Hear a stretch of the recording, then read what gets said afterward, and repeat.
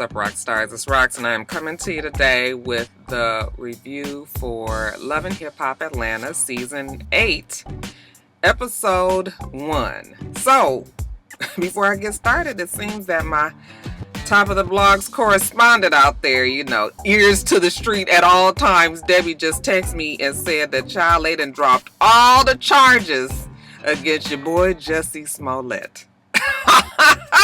What the fuck happened there? Oh my God, that is crazy. So they did all of that just to drop the whole damn thing? Oh my God, is that a top of the blogs extra? I mean, I did extra him on the original charges, so I guess I should be extraing him on the dropping of the case. I got to read up on it, but We'll figure it out, you guys. I don't know. Maybe it might be a top of the blogs extra. But good for him. That shit is crazy, though. Anyway, you guys, that's not why we're here. We're here for Love and Hip Hop Atlanta. Season 8, your boys and your girls are back. Okay, I don't know how good that is. Looks like they've tried to make somewhat of an interesting season. Some more interesting than others. Anyway, you guys, the review. Let's get to it, shall we?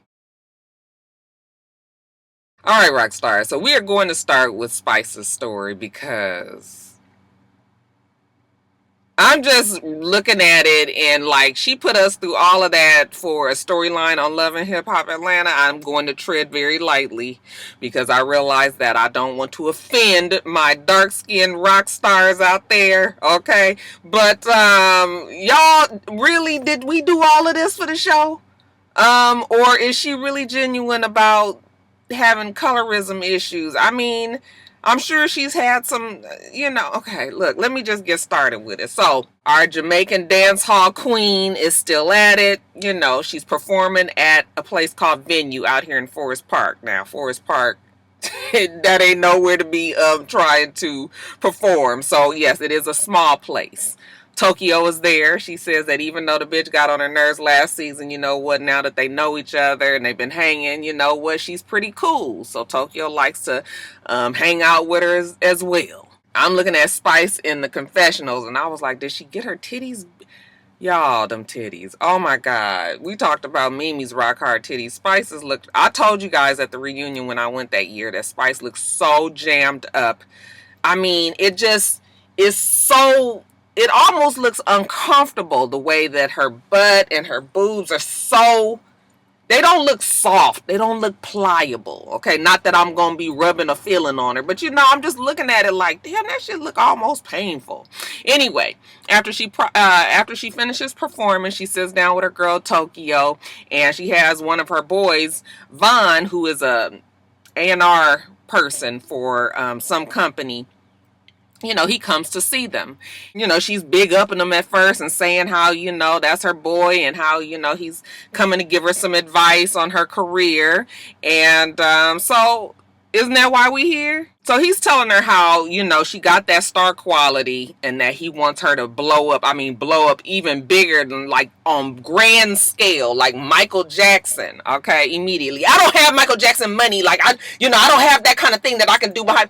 We ain't see it right now. Okay, we mean in the future. This is a goal that we are setting for ourselves, Spice. Tokyo says that she's an international star. He says, yeah, I'm not trying to do international star. We talking about United States of America star. Because that seems like where she is the most concerned about blowing up. Okay, international means you are big everywhere else, but she's mostly concerned about, our Western civilization. So, what do we do to get to this? Well, he's trying to tell her, you need to probably try to make some changes, kind of change your look up. Oh, Lord, why he say that, y'all? Now, somewhere along the lines, him saying change up your look in her mind has translated to you are too dark. The man never said that. I'm listening to her immediately jumping on the defensive because she's tired of being told that she is not good enough. I'm thinking to myself, you had the man come down there to tell you what you needed to do, right? He is an A&R person, right? He scouts out talent, right? Okay. So now why are you going off on the man when he ain't said nothing about you too dark? Nothing like that. Okay, maybe he means take out some of that damn whatever the fuck is in your ass and your titties and soften it up a little bit. All right? Maybe he just means get the next size. Because, child, she be jammed up in them dresses. But immediately, her and Tokyo are both like, nigga, get out of here. Ain't nobody trying to, Yvonne was like, okay, I done did my part, Mona, I'm out. They get to talking about how they both are tired of people telling them to change. Tokyo's tired of people telling her that she needs to lose weight. They just... I know that they're trying to get a message out there, and the message is important, right? But I just... This is not... First of all, it doesn't even ring genuine to me. It just rings like you're trying to have something to say on this show. But... I'm just going to keep on going with it, you guys. So now that Spice is down because of what Vaughn told her. She feels like she has the talent, but, everybody just keeps her telling her that she can't do shit. On top of that, she's missing her family. She's FaceTiming with her kids, and her kids want her to come home. Like, Mom, why you can't have a regular job like everybody else? She's like, listen, I'm trying to do this for us, okay? I know that I'm gone a lot now, but, Mommy will be home, and it's going to be so much better when I get there. So she's leaving her kids with her family. She's trying to make it happen for her kids and her family, her own family. We're not going to knock Spice for what she's trying to do, okay? She just really wants to go on big tours instead of these smaller venues, okay? So, yeah, she's just down. So Carly comes over, and Carly was like, are you okay? What's the matter? Spice tells her she feels like she's letting down her kids. It's hard for her. She's working hard every day. She's grinding. She gets to crying and everything. Carly, don't cry, don't cry. Somewhere deep inside Spice, she gets the strength that she needs. She was like, you know what? I heard what the fuck Vaughn said. He said he want me to make some changes. Oh, I got some changes for that ass. She's going to speak differently. She is going to change her entire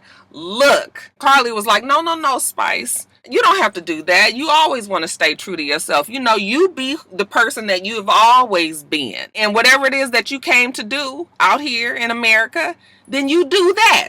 But oh no. Spice says since everybody want to tell her that she needs to do some changes, then she gonna do some changes for sure. She goes to a dermatologist. She tells the dermatologist how she wants to lighten her skin. Okay, now this is a black dermatologist woman, and she's just like, you want to lighten your skin? The dermatologist is trying to tell her all of the cons of lightening your skin. All right, skin cancer being one of the problems, amongst many other things. It is not healthy for you. Oh, Spice says, oh well, so what? This is what she wants to do. So, you know what, doc, let's get this skin lightening thing going on. The doctor was like, well, even if we said we was gonna do this skin lightening thing, and we're not saying that, but if we were to do it, first you would have to get a psychological exam. Spice gets upset. What you mean a psychological exam? Why would I have to get a psychological exam? You know what? I'm leaving. I'm not doing this. I was just like, girl, your argument don't even make sense. Now, why are you arguing with the person that's trying to help you one way or the other? I was just sitting there listening like, fool, do you hear what the woman is trying to tell you? That it's not healthy to do that. I mean, I understand that they're probably just trying to get us to see how silly it is when people try to do skin lightening and, that is some sort of denial on what your natural look has been. I mean, I get the message that they are trying to do, but I'm just sitting there listening to like, what is wrong with Spice? Okay, instead of being so defensive about everything, if this is what you really want to do, and it don't sound like it's what you really want to do, it just sounds like you want to shock everybody. I was just sitting there like, oh God. And again, to my dark-skinned rock stars, my sisters out there especially, I am not saying that she should not be offended by the things that people say about her dark skin. That is not what I'm saying. What I'm saying is this the best course to educate people on colorism? Because she's really just annoying me. Okay, and so I'm just like, why is everything so combative? All right, it just the whole thing. I was just like, oh, Spice, girl, you is wearing me out. Spice walks out on the doctor, even though the doctor has explained to her that it is protocol. Next, we see a woman at a photo shoot, light skin, long hair. Okay, Carly is going down there because Carly said that she has been invited by Spice to this photo shoot. All right. And so when she walks in, she sees the light-skinned woman up there, and Carly is looking at her. And then, Spice is like, surprise! Like, it's me! You didn't know it was me, did you? But it's me! I just got real light skin now. And Carly is looking at her like, what is... I still don't understand the message, you guys. I don't understand the message. I do not understand. No, let me take that back. I understand the message. I don't understand the method to the message. I just don't get it. What is she exactly trying to... I just don't get it. Because she doesn't even seem to want to have this light skin. She just wants to be accepted, right? I'm telling you, I'm just watching it like, okay, Spice. Carly was just like, I know you're frustrated, but we couldn't do things differently. You had to do something like this. While she's talking to Carly, then in walks Mimi and Rashida. And when they see her and realize that that's Spice, Mimi, I don't believe that a dark-skinned Jamaican dance hall queen with white makeup on is going to go over well. You think? So they are trying to convince her not to do this. Again, it's not just a regular conversation. It turns into like this big fight. Spice tells them that she is willing to go through this for her daughter. So when her daughter gets older, her daughter is not going to have to deal with, these certain colorism issues that come their way as dark-skinned women. I have a dark-skinned daughter too, and to bleach her skin is not the answer. Child, they was arguing back and forth. Spice get to telling her the same way that she's got her boobs done is the same way that she's trying to do the skin lightening thing. And Mimi was like, my boobs is not the same as you lightening your skin. Well, that's not the way that Spice sees it. Rashida trying to tell her, like, this ain't the way to do it. Trying to tell her, don't do this, Spice. What is she doing other than just wearing makeup? I mean, it ain't like she really has lightened her skin. Nobody is going to lighten her skin to that degree out here in America anyway. They get to arguing about it, and, Mimi, of course, she gets so upset.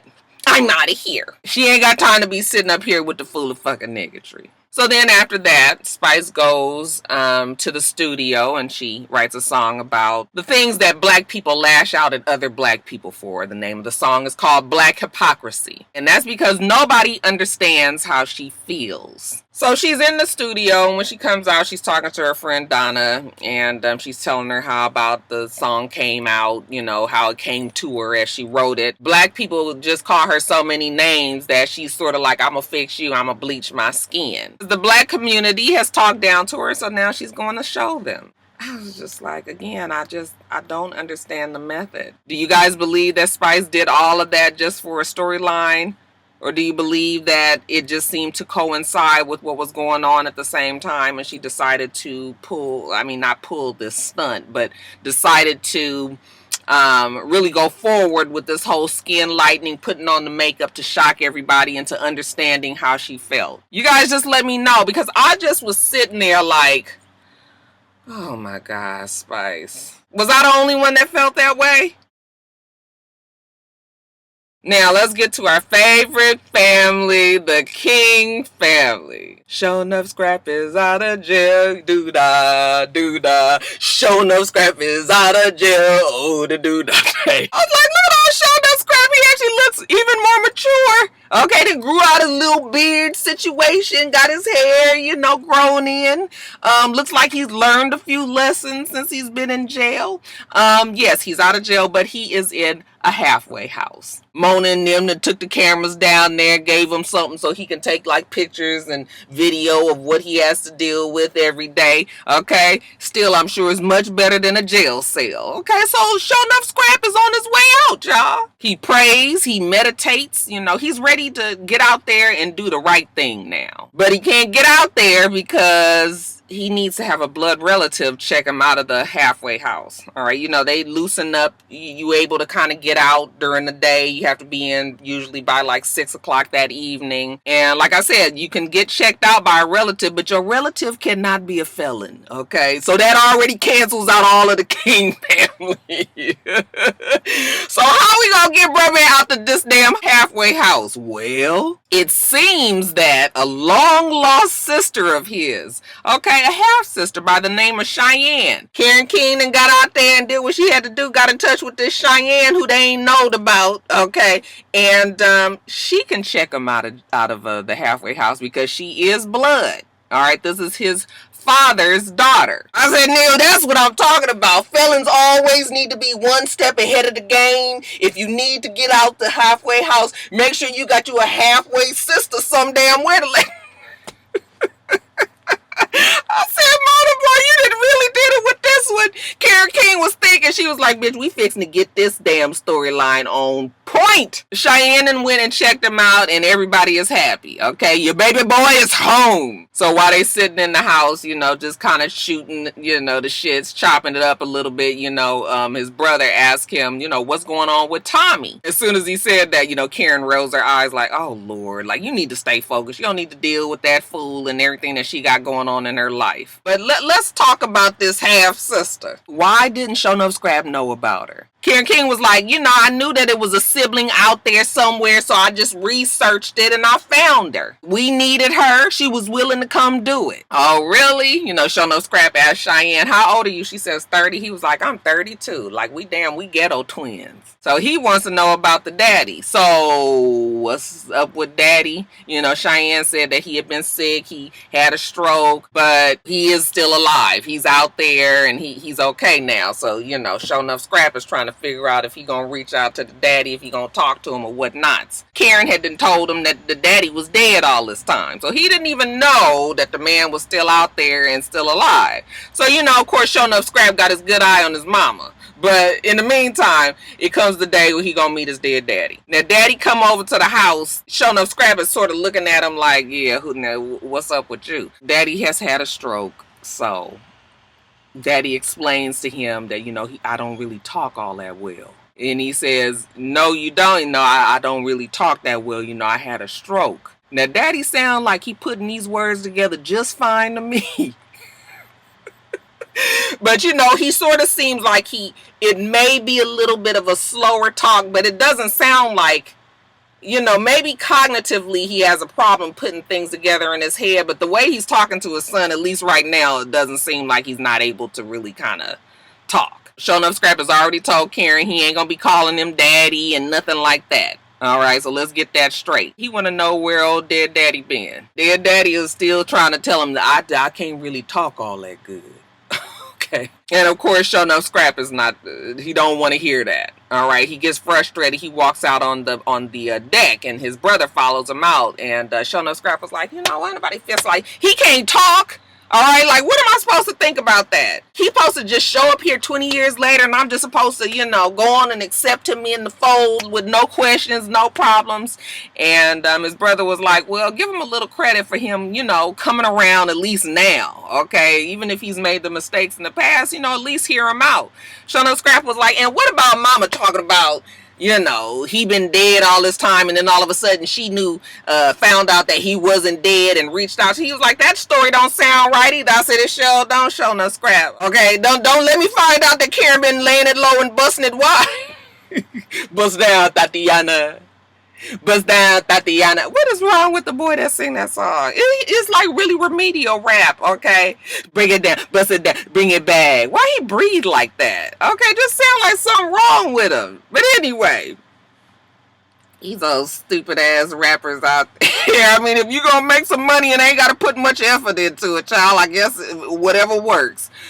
But yeah, Show Enough Scrap is like, he don't trust that story that Karen King has told them either. But his brother says, go on and hear the man out. Okay, give him a chance. So they go back inside. So Show Enough Scrap was just like, so let me ask you a question. You know, Big Will, because his name is Willie. So I guess Show Enough Scrap is named after him. Let me ask you a question, Big Will. Did you have your daddy around? Nope. So you know how it feels to not have a daddy right now. You know exactly how I'm feeling, right? Oh yeah, Big Will knows that. But all in all, Big Will says that I love you. Okay, and Shona Scrap was like, you don't even know me. What you mean you love me? I know I love you. I was just sitting there like, okay, I'm gonna just give daddy a break. Okay, because he's had this stroke and I'm not clear on exactly what levels is his functionality been affected. Okay, but you know, Show No Scrap was just like, you know what, we ain't got to go through this whole I love you route, but we can start over. Okay, act like I'm just now meeting you. All right, how you doing? My name's Show Enough Scrap. Don't nobody call me Willie. It's Show Enough Scrap. Okay, Big Wheel got that. All right, so I guess we got a new beginning here. But Show No Scrap still want to know the 411 on who dropped kick who. Shout out to Aretha Franklin. So he sits down with Karen King and he's like, look, come on clean with the story, mama. Okay, it don't all make sense what you telling me. Karen King stays with the story that she thought that he was dead. And he said, well, when did you find out that he wasn't dead? And she said, well, about 3 years ago. And he says, well, why you ain't told me that the man wasn't dead if you knew that 3 years ago? And she was like, because it was serving no purpose. Like, what did we need to even talk about him being around, 3 years ago? You was in jail. It didn't even matter. Show No Scrap was like, you know what? That was not a story for you to hold on to. That wasn't for you to hold on to. You needed to tell me and let me deal on whether or not, he was going to serve a purpose. Damn, Karen King is ruthless. Only when a nigga needs you, okay, then that's when she goes out and scopes out, family members that can help. But otherwise, she ain't got time for. She would not have reached out to no damn Cheyenne had Shown Up Scrap not been in jail. But again, the story still don't make sense. You had to have known that the man was alive for you to be Googling him. What are you Googling him for anyway? Okay? Karen King, girl, you've been still talking to that man this whole time. You at least knew his whereabouts this whole time. Or had an idea. So, Show Enough Scrap, he's smart enough to know what his mama is. So, again, like I said, he gonna keep his good cat eye on Karen King. We got Mama D back. Okay, we can't get rid of Mama D if we tried. She is up on stage, scantily clad, okay, performing somewhere. You guys remember that she's had that work done to her body, so Mama D looks good. She wants to show it off, even if she is 53 fucking years old, okay? A granny, a few times over. But that's neither here nor there. So she definitely looks good, but it's still sort of embarrassing. And of course, she's doing the most. She's talking about it being her birthday, and that Scrappy is not there. Bam is not there, okay, and there seems to be a little bit of dissension because she goes off about Bambi's mother. Okay, I said, child, y'all done brought in Bambi mama to the fool of fucking niggatry. I mean, y'all been trying to do it for some seasons. Every now and then we'll see the mama show up, but thus far, mama ain't been pulled in. I said, Mona, you finally got your claws in her too, bitch. Shit. Bambi, you done let your mama get caught up. Why? But I guess it was just like, cut the check. Now, she's going off to the crowd, about all of the problems that she's having with Bambi Mama and all of that. Now, she finishes her performance and Karen King happens to be there as well. And she says she loved me with Mama D because Mama D always gonna give her the tea. Mama D tells her about that trifling ass Bambi Mama. She tired of her. She let her move in with her. Okay, not quite sure why Bambi Mama wouldn't live with Bambi and Scrap. Or at least get her a little apartment or something. Okay, why is she living with Mama D? Mama D say the bitch is too picky. Okay, she got all of these wants and needs. And Mama D is just sick of her. So they're going to be the fighting mother-in-laws. And you can already see where that's going.